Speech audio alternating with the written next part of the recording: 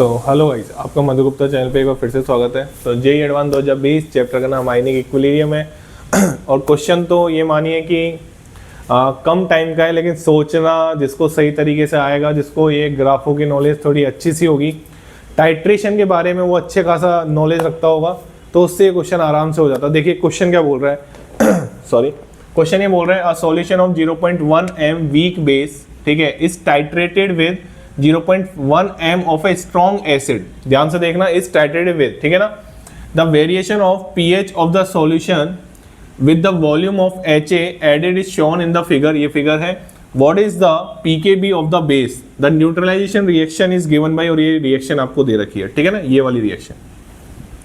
मैं आपको बता देता हूँ, ये ग्राफ मैंने पूरा नहीं बनाया है, यहाँ पे बॉक्स वगैरह बना रखे थे, उसमें क्लियर दिख रहा था, इक्विवेलेंस पॉइंट भी क्लियर दिख रहा था, हाफ इक्विवेलेंस पॉइंट भी क्लियर दिख रहा था। बस मेरे जितना भी काम आएगा ना, मैं ये क्वेश्चन हो सका तो डिस्क्रिप्शन में डाल दूंगा। वैसे आपको ये क्वेश्चन तो कहीं भी मिल जाएगा, बट मैं आपको समझाना चाहता हूँ कॉन्सेप्ट। क्या समझाना चाहता हूँ? कॉन्सेप्ट। ये पूरा ग्राफ नहीं बना हुआ है, मैंने मेरे काम की चीज लिख ली है, इसमें पूरा बॉक्स बना हुआ था, आराम से आप एनालाइज कर सकते थे। बात समझ में आ गई? चलिए अब मैं आपको एक चीज बताना चाहूँ। पहले तो आपको ये समझना पड़ेगा कि ये ग्राफ में हो क्या रहा है। पीएच आप देख पा रहे हैं डिक्रीज हो रही है, तो मैं आपको एक चीज बताना चाहूंगा। ये जो ग्राफ है ना, इसमें आपने वीक एसिड तो बीकर में ले रखा है, सॉरी उल्टा बोल दिया, सॉरी वीक तो बेस है ना, वीक बेस आपने बीकर में ले रखा है, वीक बेस आपने कहाँ पे ले रखा है? बीकर में, और स्ट्रॉन्ग एसिड आप ऊपर से डाल रहे हो। वीक बेस तो आपने कहाँ ले रखा है? बीकर में ले रखा है, और स्ट्रॉन्ग एसिड आप ब्यूरेट से डाल रहे हो। स्ट्रॉन्ग एसिड आप किससे डाल रहे हो? ब्यूरेट से डाल रहे हो। टाइट्रेशन हो रही है बेटा, क्या हो रही है? टाइट्रेशन। स्ट्रॉन्ग एसिड, आराम से देखना, बिल्कुल आराम से देखना, ये वीक बेस है। आपको इसकी वॉल्यूम के बारे में कोई नॉलेज नहीं दे रखी, कोई दिक्कत नहीं है। आपको ये ग्राफ से रिप्रेजेंट करके आपको ये बताना, ग्राफ से देख के ही आपको बताना था कि इसका पीकेबी क्या होगा। तो पहले तो मैं आपको आंसर बता देता हूं, फिर बताता हूं कि कैसे आपको पहुंचना था। देखो, आपने टाइट्रेशन के कर्व देखे होंगे, जहां पे ये कर्व बिल्कुल सीधा हो जाता है, उसी को हम बोलते हैं कौन सा पॉइंट? उसको हम बोलते हैं इक्विवेलेंस पॉइंट। क्या बोलते हैं? इक्विवेलेंस पॉइंट या इक्विवेलेंट पॉइंट, एक ही बात है, कुछ ही बोल लो, ठीक है। चलिए तो यहाँ पे अगर आप इस ग्राफ को ध्यान से देखेंगे तो इक्विवेलेंस पॉइंट कितने ml में आ रहा है वॉल्यूम ऑफ HA की? 6 ml पे। तो यहाँ पे जो इक्विवेलेंस पॉइंट आ रहा है वो कितने पे आ रहा है? 6 ml ऑफ HA पे, ठीक। तो इसका हाफ इक्विवेलेंस पॉइंट कितने पे आ रहा होगा? अरे हाफ इक्विवेलेंस पॉइंट कितने पे आ रहा होगा? 3 ml पे। कितने ml पे आ रहा होगा? 3 ml पे आ रहा होगा। हो गया क्वेश्चन।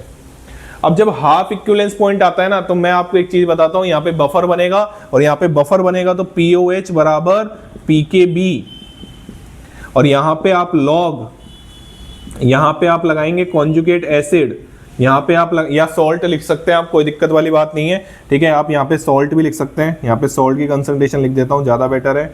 यहाँ पे आप सॉल्ट और डिवाइड बाई वीक बेस की कंसंट्रेशन, ये सॉल्ट है ना, H मत समझ लेना इसको, सॉल्ट है ये, ठीक है। और वीक बेस की कंसंट्रेशन आपको जान के खुशी होगी कि हाफ इक्विवेलेंस पॉइंट पे ये कंसंट्रेशन सेम होगी, तो ये वैल्यू तो कट गई।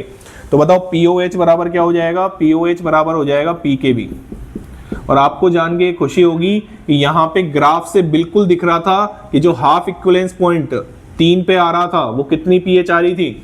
उसकी pH आ रही थी आराम से, उस बॉक्स में क्लियर दिख रहा था, बिल्कुल क्लियर दिख रहा था, 2-2 का गैप दे रखा था, बिल्कुल क्लियर दिख रहा था। मेरी मानिए, आप जब क्वेश्चन देखेंगे आपको बिल्कुल क्लियर दिखेगा कि 3 ml जब HA ऐड करोगे तो pH कितनी आ रही होगी? 11। वो आपको ग्राफ से क्लियर दिख रहा था, ठीक है ना। चलिए, तो 3 ml पे, मतलब हाफ इक्विवेलेंस पॉइंट पे जो हमारी pH थी वो कितनी थी? 11। तो बताओ POH कितनी हो जाएगी? अब यार ये तो तुमको आता ही होगा, क्या? pH प्लस POH बराबर 14। अगर कुछ नहीं देता तो हम टेम्परेचर क्या मान लेते हैं? 25 डिग्री सेल्सियस। तो अगर pH 11 है तो POH कितनी आ जाएगी? 3। बात समझ में आ गई? तो अगर POH 3 आ गई तो बताओ PKB कितना आ गया? 3 आ गया। तो हमारे इस क्वेश्चन का आंसर क्या आ गया? PKB पूछा था ना क्वेश्चन ने, तो हमारे इस क्वेश्चन का आंसर आ गया कितना? 3। बात समझ में आ गई? तो हाफ इक्विवेलेंस पॉइंट पे बेस्ट बफर बनेगा और बेस्ट बफर में ये दोनों कंसंट्रेशन सेम हो जाती है, कट जाती हैं और यहाँ पे POH बराबर PKB। बहुत स्टैंडर्ड क्वेश्चन है, हो सकता है ये जेईई मेंस में आपको कभी भी देखने को मिल सकता है किसी दूसरी फॉर्म में। बात समझ में आ गई? तो ये क्वेश्चन था। अब मैं आपको ये क्वेश्चन आई थिंक आपको बिल्कुल अच्छे से समझ में आ गया होगा। यहाँ पे इक्विवेलेंस पॉइंट ग्राफ बिल्कुल बिल्कुल सीधा जाता है, उसका हाफ इक्विवेलेंस पॉइंट कितने पे होगा? 3 ml पे। 6 ml का आधा कितना होता है? 3 ml। आइए मैं आपको समझाता हूँ एक एग्जाम्पल के थ्रू। आइए, इसको तो मैं रफ कर रहा हूँ।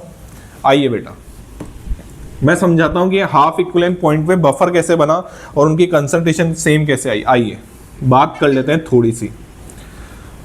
अब मैं एक एग्जाम्पल लेके आपको समझाता हूँ। आइए, तो देखो आपने बीकर में ले रखा था, मान लीजिए आपने बीकर में ले रखा है 50 ml ऑफ 0.1 m बेस, बी ले लेते हैं, वीक बेस, ठीक है ना। और आप यहाँ से HA एडेड कर रहे हैं, स्ट्रॉन्ग एसिड ऐड कर रहे हैं और इसकी भी कंसंट्रेशन 0.1 मान लेते हैं, ठीक है। माना है मैंने ये, ठीक है। चलिए, अब मैंने बोला था हाफ इक्विवेलेंट पॉइंट की बात बोला था ना। पहले तो ये बताओ इसका इक्विवेलेंट पॉइंट कहाँ आएगा। देखो मैं आपको समझाता हूँ इक्विवेलेंट पॉइंट कहाँ आता है, जब इन दोनों की कंसंट्रेशन N1V1 बराबर क्या हो जाता है? N2V2। अरे यही होता है ना यार, N1V1 बराबर N2V2। बताओ इसकी इक्विवेलेंट वॉल्यूम क्या आएगी? आराम से निकाल सकते हो। N1V1 50 इंटू 0.1 बराबर 0.1 इंटू V, तो V बराबर कितना आएगा? 50 ml। ये तो इसका कौन सा पॉइंट हो गया? Equivalent point. तो बताओ हाफ इक्विवेलेंट पॉइंट कितना होगा? हाफ इक्विवेलेंट पॉइंट होगा बच्चा 25 ml। कितना ml होगा? 25 ml। आराम से देखो, बिल्कुल आराम से बताऊंगा, टेंशन नहीं, धक्का मुक्की नहीं बिल्कुल भी। हाँ भाई, हाफ इक्विवेलेंट पॉइंट क्या हो गया? 25 ml। आइए 25 ml पे क्या होगा देखते हैं।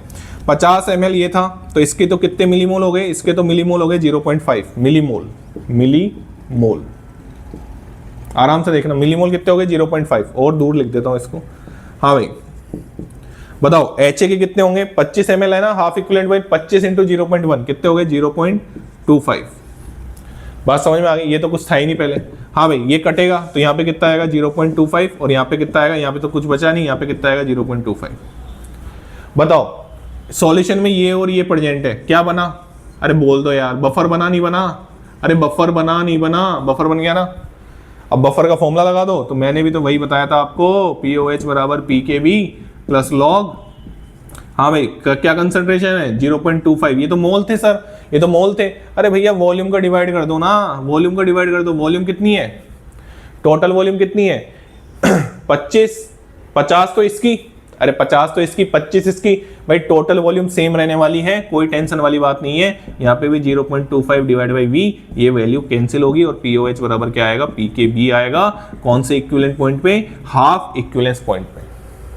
तो जो मैंने आपको क्वेश्चन में समझाया था उसको एक एग्जाम्पल से भी समझा दिया। बात समझ में आ गई? चलिए, thank you so much. Channel को लाइक करें, शेयर करें और सब्सक्राइब करें।